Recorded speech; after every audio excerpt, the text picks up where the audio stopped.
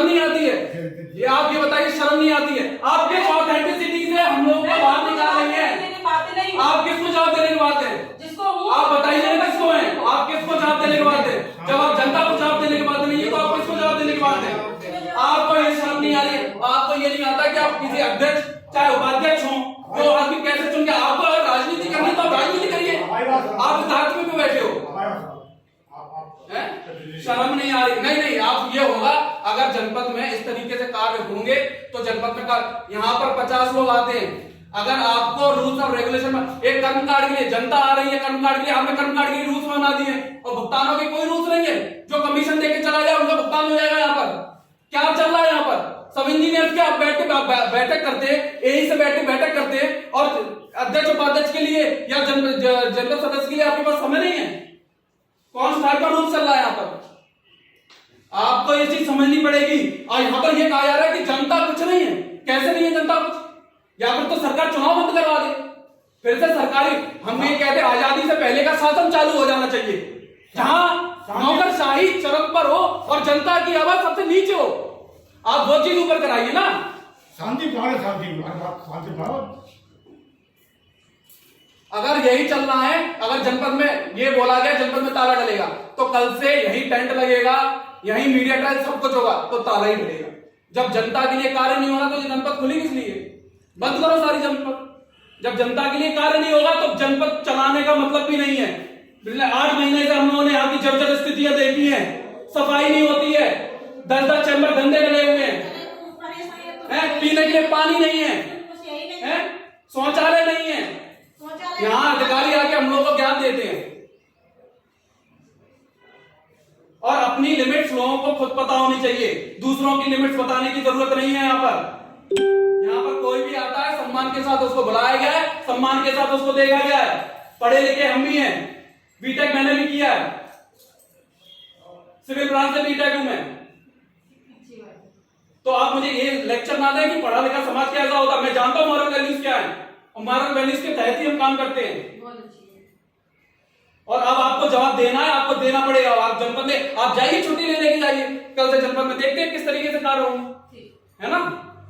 बिल्कुल ठीक है, आप इस चीज में भी रखिए। धन्यवाद। चलिए कि आज जो है इन्होंने मुझे अपने मोबाइल से कॉल किया, अपने चैम्बर में आने के लिए बोला। उस समय मैं शासकीय कार्य कर रही थी। मैंने इनको फ़ोन पे बोला कि मैं अभी बहुत व्यस्त हूँ, आपका जो भी ज़रूरी काम है मुझे फ़ोन पे बता दें, अथवा यहाँ पे ही आ जाएं 2 मिनट के लिए, अपन यहाँ बात कर लेंगे। इतने पे ये भड़क गया कि मेरे कहने पे आप चैम्बर में मेरे में क्यों नहीं है, हम आपके गुलाम नहीं हैं जो आप हमारे कहने पे हमारे कमरे में नहीं आएंगे। और ये जो है सीधे मेरे कमरे में आए। आपने कुछ लोगों को भी लेकर आए साथ में, इन्होंने वहाँ पहले से तैयारी करके आए, पूरा वीडियो बना के लेकर आए। इन्होंने मेरे साथ बहसबाजी की, बहुत कुछ बोला मुझे। उसके बाद जो है इन्होंने अपने साथियों से कहा कि नहीं अपना वीडियो आप बंद कर लो अब। उसके बाद सब निकल गए। फिर इन्होंने जो है मुझे जान से मारने की धमकी भी दी। इन्होंने कहा कि यहाँ पर कुर्सी पर वही बैठेगा जो मेरे हिसाब से चलेगा, मैं बोलूँगा तो खड़े होना है, मैं बोलूँगा तो बैठना है, और मेरे अकॉर्डिंग अगर काम नहीं करोगी तो यहाँ पर टिक नहीं पाओगे, मैं टिकने भी नहीं दूंगा। और कल से जनपद में दिख मत जाना, वरना मैं अभी दुनिया आप में नहीं थाने दिखाई आए हैं FIR करवाने पे, क्या आश्वासन मिला? क्या FIR हुई है अभी? नहीं, मेरी कोई FIR नहीं हुई है। यहाँ मुझे लग भी नहीं रहा है कि ये सुनेंगे FIR के लिए। आपने मैं अभी बोला, काफी समय से यहाँ बैठी हुई हूँ। आपने कुछ देर पहले बोला था अगर FIR नहीं होगी तो मैं कल से बिल्कुल मैं सही कह रही हूँ। कल से मैं बिल्कुल काम, मेरी जान को खतरा है। मैं यहाँ अकेली महिला काम करती हूँ, ये पूरा शहर इनका है, पूरे लोग इनके हैं। ये कल को आके मेरे साथ कोई भी घटना कर सकते हैं। आप लोग जानते हैं अधिकारियों के प्रति, कर्मचारियों के प्रति कितनी घटनाएं हुई हैं, कितनी मारपीटों के केस आए हैं। ये तो मेरे साथ कोई हाथ भी लगा देंगे तो मेरी बेइज्जती हो जाएगी। इसलिए ऐसी नौकरी करने की मेरी कोई इच्छा नहीं है। यदि इस्तीफा दे देंगे, यदि कार्रवाई नहीं होगी तो मैं बिल्कुल कल कलेक्टर साहब को जाके इस्तीफा दे दूंगी। और उसके बाद भोपाल जाएंगे। जी बिल्कुल। आप बताएं जो क्या मामला है जो आप लोग। आज भारत के इतिहास में ये पहली बार आपने देखा होगा कि नौकरशाही क्या होती है। आज हम लोगों को, हमारे सभी जनपद सदस्यों को जान से मारने की धमकी दी गई है। बंदूकधारियों को जनपद में बुला के हम लोगों को धमकी दी गई है और अभद्र भाषा में बात की गई है और जनपद में ताला डालने की बात करी गई है। ये होती है नौकरशाही। आज हम लोगों ने अगर सवाल उठाया भ्रष्टाचार पे, आज हम लोगों ने सवाल उठाया जनता के लिए। उस जनता को दबाया कैसे जाता है, किस ताकत से दबाया जाता है, आज ये प्रत्यक्ष भिंड जिले में, भिंड जनपद में ये सामने आया है। इनके द्वारा बंदूकधारी बुलाई आज अपने जनपद सीओ द्वारा, जो महिला अपनी जनपद सीओ है, उनके द्वारा बंदूकधारी बुलाए गए और हम लोग को धमकी दी, हम लोग को जान से मारने की धमकी दी गई है। आज हमने अगर सवाल उठा लिया, अगर हमने सवाल उठाया है, जनता की आवाज उठाई है, तो क्या हमने गलत किया है? आज हमने हितग्राहियों की आवाज उठाई है, तो हमने क्या गलत किया है? आप थाने पे आए हो तो पुलिस से क्या आश्वासन मिला है? पुलिस से आश्वासन मिला है, FIR का आश्वासन मिला है पुलिस से। आज हम लोग गलत किस जगह हैं? आज हम लोगों पर दबाव बनाया गया, आज हम लोगों को मारने की कोशिश की गई, आज जनपद में घेराव करने की कोशिश, आज बंदूकधारियों ने जनपद में घेराव करने की कोशिश की। सवाल उठाए गए थे जनपद की? आज हम लोगों ने सवाल उठाया था कि भुगतान, आज निर्माण कार्यों पर हम लोगों ने जब अब क्वेश्चन उठाया था कि ये भ्रष्ट भुगतान कैसे हो रहे हैं, क्या ये हमारा पूछना गलत था? आज हमने मनरेगा को लेकर भुगतान, मनरेगा की जो भुगतान हो रहा है उन पर सवाल उठाया, तो ये मेरा गलत था। आज अमृत सरोवर में जो भ्रष्टाचार हो रहा है उस पर मैंने सवाल उठाया, वो क्या गलत था? कर्म कार्ड जो अपने हितग्राही हैं उनके कर्म कार्ड नहीं बन रहे हैं, इतने उन्होंने लिस्ट बना के दे दी हैं।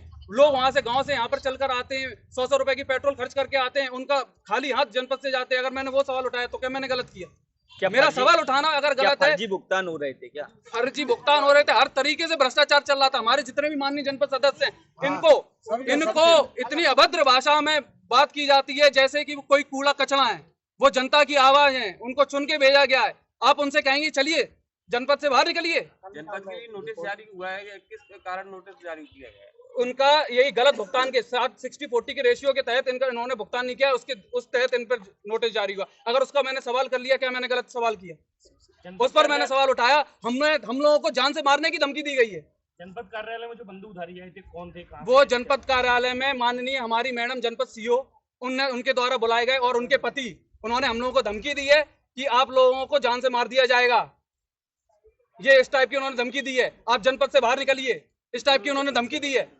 हम लोगों ने सवाल उठाना हम लोगों के लिए इतना पाप हो गया, इतना बड़ा पाप हो गया अगर हम लोगों ने जनता की आवाज उठा ली। कितने छोटे हैं हम, तो चाहे कितने मुड़ाए थे जो कहे। हमसे जुड़े रहने के लिए हमारे YouTube चैनल को सब्सक्राइब करें और नई वीडियो की नोटिफिकेशन के लिए बेल आइकॉन को दबाएं।